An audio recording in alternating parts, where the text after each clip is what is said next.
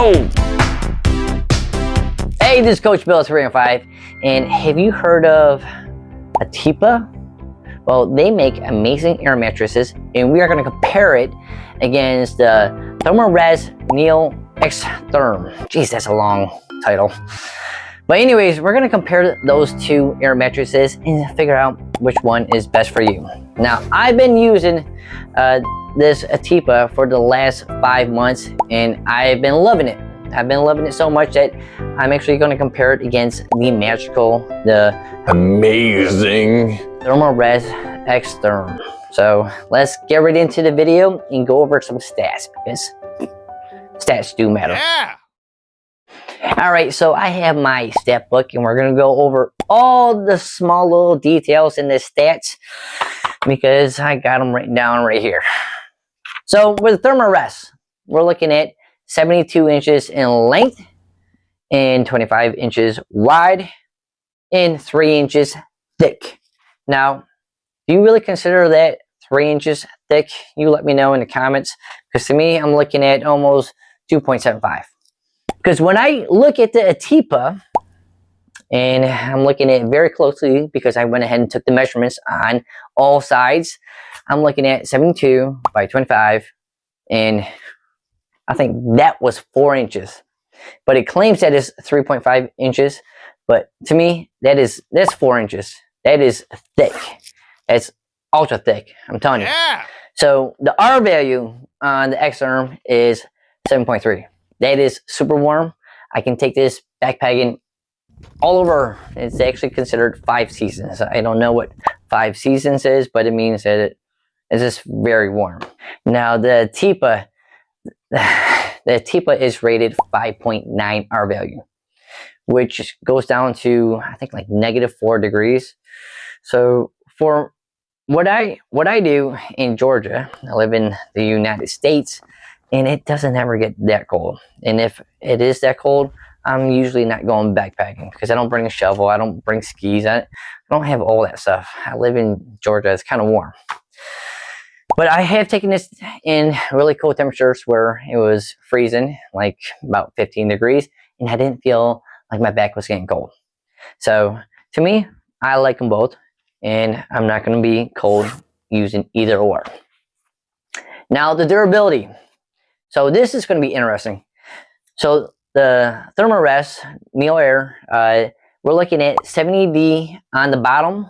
You can actually kind of see the different layer right here. And then on top, you're looking at a 30D nylon, okay? And that's how they went ahead and tried to design it so it would be a little bit lighter. And you do want it a little bit thicker on the bottom, like they used that 70D nylon. And it makes it so, like, if you have it on rocks or like some twigs or anything, that it doesn't pop a hole. So it makes total sense. Now, with the ATEPA, this is something different. This is 20D nylon all the way around it, but it has this TPU lamination.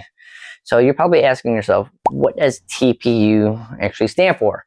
Because I didn't know what it stood for either, so I had to look it up. So it stands for thermoplastic polyethylene, TPU. So basically, now remember science class how you wore those little goggles, and if they were to break, there was this laminate material around those so it wouldn't shatter everywhere. And this is that TPU. This is the same TPU stuff that they put on those wraps that gives it, you know, that high endurance, that high impact. So it keeps it very protected from any sharp or extreme conditions.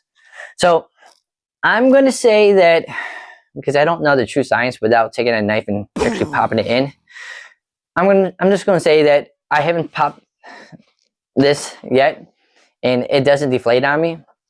This, I haven't had any issues. I notice sometimes it starts to leak a little air at nighttime, but I think that it's just getting old, and maybe I'm just blowing some air. It's warm coming out of my body, and then, you know, it gets cold. So to me, they're both very durable. So durability, ching, sound effect, edit. Now the weight. Now the weight does matter to me because I am an ultralight backpacker. every ounce does count, especially when I'm going on long hikes. The Therm-A-Rest NeoAir Xtherm, it weighs 1 pound and 7 ounces, which equals up to about 23 ounces versus the ATEPA. ATEPA, you're looking at it says that it's 1.4 pounds, which is about 24 ounces. And I went ahead and took my own weight on it, so I can confirm it, okay? It's about 24 ounces, which is about 1 ounce difference, right? I'm pretty sure. 23 minus 24. Yes, okay. Now, the major difference, okay? And I'm trying not to be biased. I'm just trying to be honest with you guys. So, the price on the Xtherm, we all know, super expensive, $269.95. Why did I buy it? Well, because I didn't know about this one. This costs $89.95, and I'll put a little link in the bottom of my video, and yes, it'll be like a little affiliate, Amazon affiliate. So if you click on it and you purchase the item, you might get like a, like $1. So thank you very much. But yes, this is way cheaper. We're looking at $90 versus $270. To me, that's a no-brainer. What one are you picking? Again, I'll let you be the decision maker. But I just want to go over stats. But now, I want to go over some of my own experience and why I decided to use this one over this. And I also want to talk about some of the cons. So my final thoughts on the ATEPA. I love it. I sleep like a baby on it. And I'm not just trying to blow smoke up in the air, but this thing is phenomenal. I feel like when I'm out there backpacking, it feels like I'm sleeping at home. I don't have an issue sleeping on this. I feel like I have plenty of shoulder space. My feet can go anywhere. I can roll up in a ball. I can go on the side. I really like this, okay? But it does have one con. Now, it comes with this. Look at this. Like, this is the bag that this huge thing is supposed to go into. Yeah, I've never used this bag, okay? And it to me, I just roll it up and I squeeze it together, and then I just stuff it into my pack. But it also doubles as an air pump. Now, I heard, and I didn't want to go ahead and do this myself, that, you go give a little air, then you blow in this.